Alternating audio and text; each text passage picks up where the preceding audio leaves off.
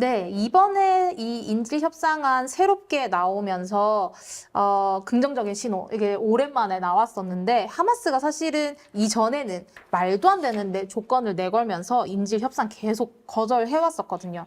이때 하마스가 휴전 기간을 뭐 40일, 뭐 몇 달 이게 아니라 5년의 휴전을 조건으로 걸었었어요.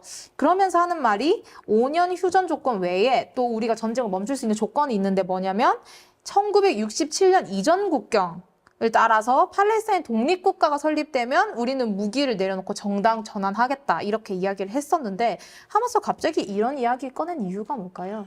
그러니까 이른바 이제 하마스 2인자가 한 얘기예요. 그러니까 이제 여기서 중요한 게 시청자들이 알아야 될 부분이 1967년 이전 국경은 뭐냐? 6.1년은 뭐냐? 그게 요르단 서안과 동예루살렘 가자 지구를 그러니까 이제 팔레스타인이 통치하는 걸 얘기합니다. 그걸 전쟁을 통해서 그걸 우리가 확보를 했죠. 이스라엘이 확보를 했지 않습니까? 그렇죠. 그 전 상태니까 다시 한번 반복되게 됐습니다. 요르단강 서안 전체 ABC 구역 그런 필요 없고 전체 그다음에 동예루살렘 가자 지구를 이 세 군데를 다 팔레스타인한테 넘겨준다. 그럼 우리가 이제 정치적 프로세스를 통해서 정당한 합법적인 정파로서 이제 우리가 팔레스타인 국가 건설을 하겠다라는 얘기인데 이게 마치 그러면 그동안 하마스가 테러로 벌이고 이런 것들이 영토의 문제 때문에 그런 거였어? 독립 때문에? 그건 아니거든요. 논조를 완전 흘리는 얘기입니다. 왜 그러냐면 당시 6.1 전쟁 승리를 통해서 국제적 협상을 통해서 오슬로 협정을 통해서 가자 지구를 2005년에 그 이스라엘 그 정착민을 다 빼가지고 가자 팔레스타인한테 줬어요. 그러는데 거기서 이제 계속 지속적인 테러가 발생하니까 장벽을 건설한 것이고 그래서 그게 오늘날에 10월 7일 학살로 이어진 거예요. 그날 20, 30년 동안 국가 건설할 기회가 있었고 그 전 세계에 기부금도 많이 들어갔는데 그걸로 테러만 한 것이죠. 그러니까 국가 건설할 생각이 없다라는 걸 알고 있는데 최근 하마스 강령에서 요단강부터 지중해라는 강령을 삭제를 했어요. 과거에는 이게 요단강부터 지중해가 그게 어떻게 보면 정강 정책이에요. 그러니까 이스라엘을 없애버리겠다는 게 지도에서 그게 어떻게 보면 미션 스테이트먼트인데 이거를 없앴단 말이에요. 그리고 또 팔레스타인 난민을 모두 팔레스타인 고토로 불러들인다. 수백만 명을. 그래서 인구 전쟁에서 이겨버리겠다는 건데 요걸 제시했는데 그래도 어떻게 보면 자기가 정상적인 정파로서 거듭나겠다라 한 발언은 긍정적으로 볼 수 있어요. 일면 그러니까 이게 라파 공세가 진짜 무서운 거구나. 얘네들이 제대로 겁을 먹었구나 하는 게 하나가 있고 우리는 거짓인 거 알지만 10월 7일 학살 사태가 뭡니까? IDF군이 어떤 정보 판단을 했냐면 하마스가 이제는 정상적인 테러 안 하는 걸로 이렇게 판단을 했어요. 그러다가 기습을 당한 거죠. 그러니까 이번에도 이거 기만 전술의 또 시즌 2다. 반복되는 기만 전술이라고 보여지는 게 맞습니다. 사실 저희 브레드 TV에서는 이거 아니다라고 수차례 얘기를 많이 했었고 저희 시청자분들도 많이 아실 것 같은데 근데 아직도 이렇게 공공연한 사실을 모르는 나라들이 너무 많나 봐요. 이 유럽 국가들, 또 중동 국가들이 모여서 이 이국가 해법을 살릴 방도에 대해서 논의를 했다고요?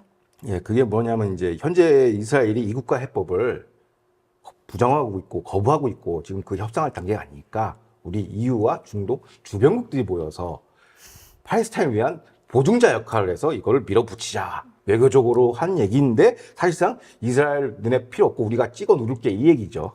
그리고 이거는 그런 이제 정치적인 환경을 만들어주는 거죠. 이스라엘이 거부할 수가 없게끔 압박으로 하는 겁니다. 아이고, 그래서 이 회의 이후에 유럽연합의 한 관리는 더 구체적으로 5월 내에 적어도 5개 국가가 팔레스타인을 국가로 인정할 것이다 라고 발표를 했어요.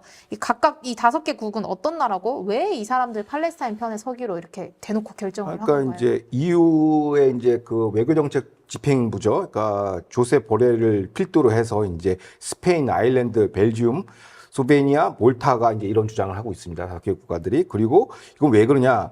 그동안 팔레스타인 문제하면 항상 미국이 전면에 나섰지 않습니까? 이제 미국이 계속 이제 스포트라이트를 받으니까 EU도 우리랑 같은 생각이야 라면서 미국을 부담을 줄여드는 측면이 있죠.